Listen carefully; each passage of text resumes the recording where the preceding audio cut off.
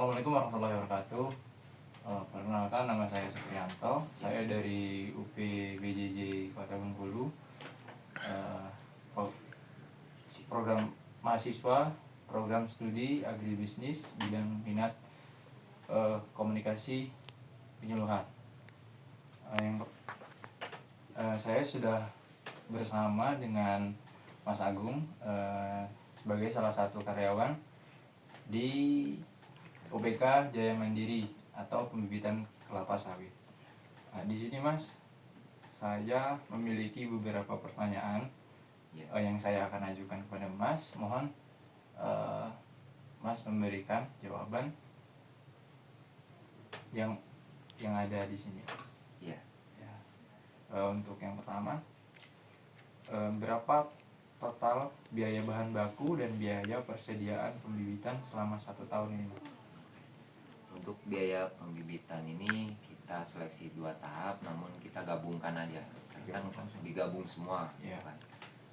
Untuk yang pertama yang paling bahan baku utama itu ada beberapa macam. Yang pertama ini ada surat izin usaha, bibitnya, tanah, pupuk, sama obat-obatan. Untuk di harganya sendiri mungkin kisaran ya ada beberapa dari surat izin usaha untuk per tahunnya ini sekitaran 10 juta Mas. Terus ke bahan baku utamanya adalah bibitnya itu sendiri atau Mainuseri. Mainuseri ini untuk 10 bulan atau 1 tahun ini kita pakai 25.000. Untuk harganya sendiri per butirnya itu 13.000 Mas.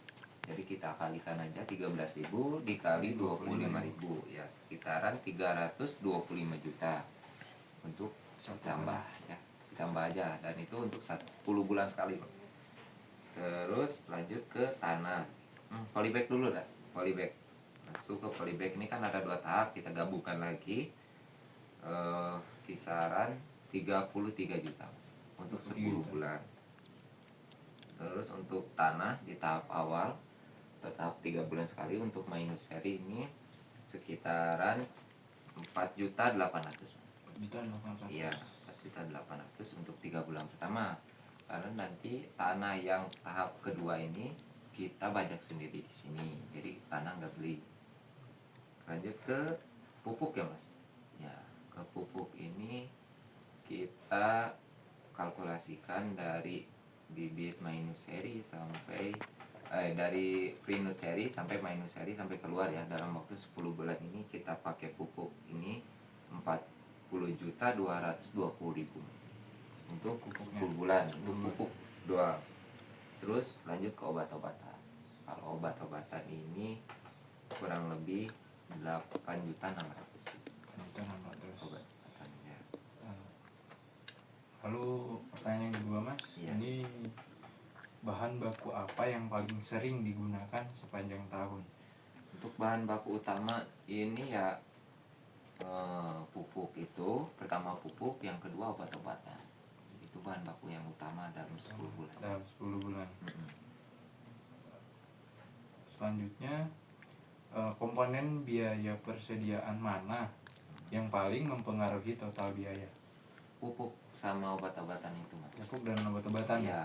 Karena itu yang besar. Yang besarnya di situ. Kan biaya harga juga tidak terduga juga di situ. Lalu mengapa sistem pembelian bertahap lebih efisien dibanding pembelian sekali setahun?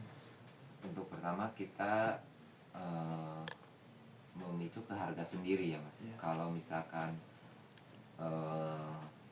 kita beli serentak untuk 1 bulan stoknya, pertama itu harganya karena naik turun, jadi kita tidak bisa membeli untuk stok langsung. Dan keduanya karena kita membutuhkan biaya juga untuk hal-hal yang tidak terduga juga gitu ya Mas.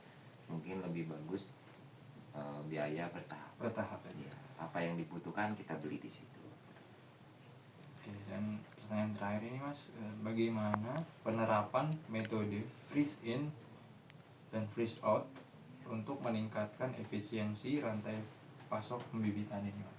Untuk pertama pertama freeze in sendiri kita jaganya itu di free nut serinya atau dari kecambahnya itu.